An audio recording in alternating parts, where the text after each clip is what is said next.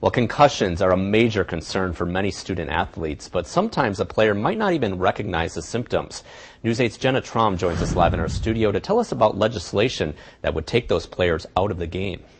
The bill would require any student athlete who's suspected of getting a concussion to be taken out of that game, and that player would have to be evaluated by a medical professional before returning to play.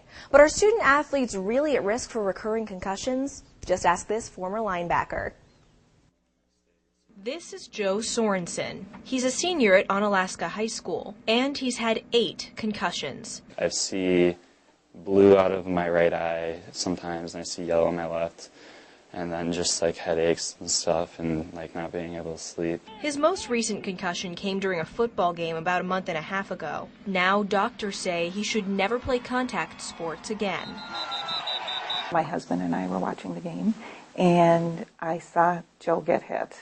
And I saw him stand up, and I leaned over and I said to my husband, "I think Joe is hurt." And he said, "No, he's fine." And then someone came and hit him from behind, and I saw him go down, and my heart just sunk. Joe was taken out of the game immediately after his injury, but there have been other times when he's written it off as a headache and returned to play. Sometimes parents, athletes, coaches don't necessarily recognize when it's appropriate to return someone to play. That's why state lawmakers are stepping in. A proposal would require athletes between the ages of 11 and 19 to be taken out of the game if they're suspected of having a concussion. The legislation recently passed unopposed through the State Assembly Education Committee. Now it's waiting to be put up for a vote in front of the full assembly. And many doctors are in favor of protecting these athletes at a time when their brains are still developing. Certainly everyone's at risk for recurrent concussions, but there's good evidence to show that the immature brain, so a developing brain, that hasn't developed fully,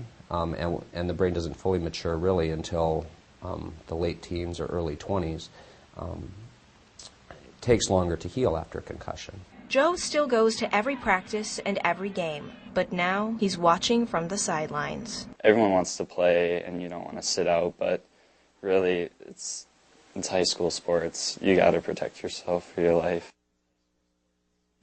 Joe tells me that even though he's had multiple injuries on top of his concussions, he has no regrets about playing the game.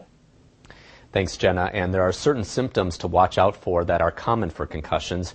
They include headaches, dizziness, nausea, and vomiting.